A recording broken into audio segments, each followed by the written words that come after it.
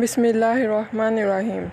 حضرت امام حسین کا سر مبارک کہاں دفن ہے؟ رات گزر گئی تو صبح ان مقدس سروں کو نیزوں پر اٹھایا گیا، اونٹوں کی سواریوں پر مقدس بیبیوں کو بٹھایا گیا اور یہ لوٹا پوٹا سارا قافلہ سوئے کوفہ روانہ ہو گیا۔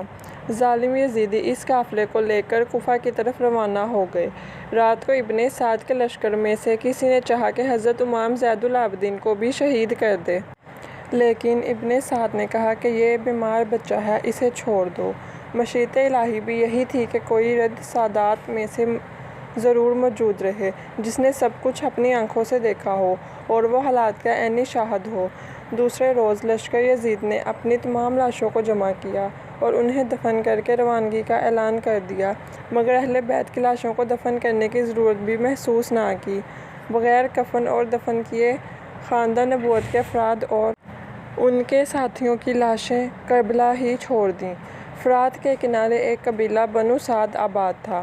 جب انہیں پتہ چلا کہ یزیدی لوگ اہل بیت اطہار کی لاشوں کو کھلے آسمان تلے چھوڑ کر چلے گئے ہیں تو وہ فوراً وہاں پہنچے اور شہداء کے مبارک جسموں کو کفن دے کر دفنا دیا۔ یزیدیوں کا قافلہ اہل بیت کرام کے ہمراہ کوفہ میں داخل ہوا اور شہید کے تمام سر ان کے پاس تھے۔ وہ سب ابن زیاد کے سامنے پیش کر دیے گئے۔ سید الشہداء حضرت امام حسین کا مبارک سر خولی کے پاس تھا۔ وہ کسی وجہ سے بروقت دربار نہ پہنچ سکا اور سر مبارک کو اپنے گھر لے گیا۔ خولی اپنی بیوی سے کہنے لگا، آج میں تیرے لیے دنیا و جہاں کی دولت لے کر آیا ہوں۔ مطلب یہ تھا کہ جب یہ سر مبارک ابن زیاد کے دربار میں پیش کروں گا تو بہت سے انعام ملے گا۔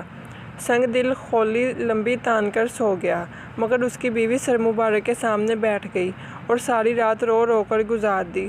خولی کی بیوی نے دیکھا کہ آسمان سے زمین تک نور نور پھیلا ہے اور سر مبارک کے گرد عجیب شکل کے نورانی پیکر طواف کر رہے ہیں۔ کچھ نہیں کہا جا سکتا کہ وہ مخلوق کون تھی۔ وہ ساری رات یہ نظارہ دیکھتی رہی۔ صبح ہوتے ہی بدبخت خولی اٹھا اور امام پاک کا مبارک سر ابن زیاد کے پاس لے گیا۔ امام عالی مقام کا مبارک سر باقی سروں کے ساتھ اور خانوادہ رسول کے باقی قیدیوں کے ساتھ اس بدبخت ابن زیاد کے تخت کے سامنے پیش کیا گیا۔ وہ بدبخت اس وقت تخت پر ہی بیٹھا تھا اور اس کے ہاتھ میں ایک چھڑی تھی۔ اس نے چھڑی کے ساتھ حضرت امام حسین کے دندان مبارک پر ایک ضرب ماری اور نازیبا گفتگو کی۔ حضور صلی اللہ علیہ وآلہ وسلم کے ایک کمزور نظر والے صحابی جو وہاں موجود تھے وہ بہت بوڑھے تھے۔ ان کا نام زید بن ارقم تھا۔ ابن زیاد کی چھڑی جب حضرت سیدنا امام حسین کے لبوں پر دیکھی تو چیخ اٹھے اور کہا، کچھ تو حیا کر! خدا کی قسم میں نے اپنی آنکھوں سے رسول اللہ صلی اللہ علیہ وآلہ وسلم کے لبوں کو ان لبوں کو چومتے ہوئے دیکھا ہے۔ ابن زیاد کہنے لگے، اے زید! اگر تم بوڑھے نہ ہوتے تو تمہاری گردن بھی میں ابھی اتار دیتا۔ ابن زیاد نے اس سب کے بعد یزید کی خوشنودی کے لیے حضرت امام حسین کا سر انور اور دیگر سروں کو جلوس کے ساتھ اور خانوادہ رسول کی پاک بیبیوں کے ساتھ یزید کی طرف دمشق روانہ کر دیا۔ جب یہ قافلہ دمشق کی طرف روانہ ہوا تو راستے میں ایک گرجے کے قریب پڑاؤ کیا۔ وہاں انہوں نے جلی حروج میں ایک پہاڑی پر سرخ رنگ کے ساتھ یہ شعر لکھا ہوا دیکھا، جس قوم نے حسین کو قتل کر دیا ہے، کیا وہ قیامت کے دن ان نانا جان کی شفاعت کی امید رکھ سکتی ہے؟ اہل قافلہ نے جب یہ شعر پڑھا تو ان کے رونگٹے کھڑے ہو گئے۔ وہ یہ سمجھنے سے قاصر تھے کہ اس پہاڑی پر ایسے انداز میں یہ شعر کس نے لکھا ہے۔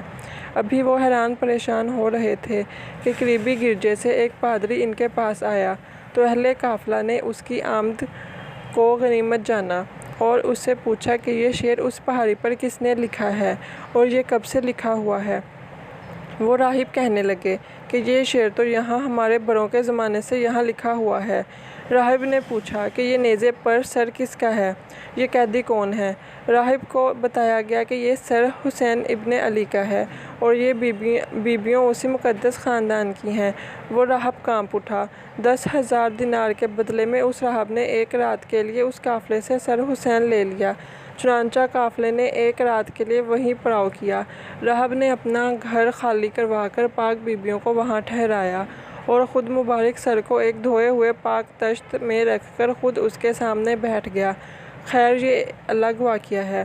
کہ کیسے اس راہب نے پاک بیبیوں اور مبارک سر کی خدمت کی، جو یہاں بیان کرنا مقصود نہیں۔ صبح ہوتے ہی یہ قافلہ دوبارہ روانہ ہوا، اور جب یہ قافلہ یزید کے دربار پہنچا تو وہ پہلے سے ہی اس قافلے کا منتظر تھا۔ جب سر حسین یزید کے سامنے رکھا گیا اور وہ اپنے تخت پر بیٹھا تھا تو اس نے ایک چھری حضرت حسین کے ہونٹوں اور دانتوں پر مار کر کہا، تم اپنے انجام کو پہنچ چکے ہو۔ یزید نے جب نواسہ رسول صلی اللہ علیہ وآلہ وسلم کے سر مبارک کی توہین کی تو وہاں موجود حاضرین نے اعتراض کیا، جس میں قابل ذکر یحییٰ بن حکم اور صحابی رسول حضرت ابو برزہ اسلمی تھے، جن کو یزید نے اپنے محل سے نکال دیا۔ اس کے بعد دختر سیدہ کائنات حضرت زینب نے ایک تاریخ ساز خطبہ یزید کے دربار میں دیا، جس سے وہاں موجود لوگوں کے دل لرز اٹھے۔ یزید جب پشیمان ہوا تو اس نے قافلے کو قید میں ڈال دیا۔ رہائی کے بعد یہ قافلہ جب مدینہ پہنچا تو وہاں کے لوگوں نے چیخو پکار کی۔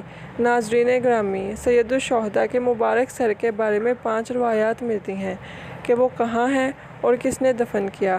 سب سے پہلی روایت علامہ قرطبی اور شاہ محدث دہلوی سے ہے کہ یزید نے اسیران کربلا اور سر انور کو مدینہ بھیجا، جہاں پر حضرت امام زین العابدین نے سر مبارک کو حضرت حسن یا حضرت سیدہ فاطمہ کے پہلو میں دفن کر دیا۔ دوسری روایت میں ابو ریحان البیرونی کہتے ہیں کہ اسیران کربلا نے 40 روز کے بعد کربلا واپس آ کر سر مبارک کو جسد مبارک کے ساتھ ملا کر دفن کیا۔ تیسری روایت یہ ہے کہ یزید کے حکم پر سر امام حسین کو ہر شہر میں لے جایا گیا۔ اسکلان پہنچا تو وہاں کے امیر نے اسے دفن کر دیا۔ چوتھی روایت یہ ہے کہ اسکلان میں جب فرنگیوں کی حکومت قائم ہوئی تو 548 ہجری میں طلحہ بن زریق نائب مصر نے اسکلان سے سر انور کو لیا اور مصر لے گیا۔ وہاں اس نے مشہد حسینی بنوا دیا۔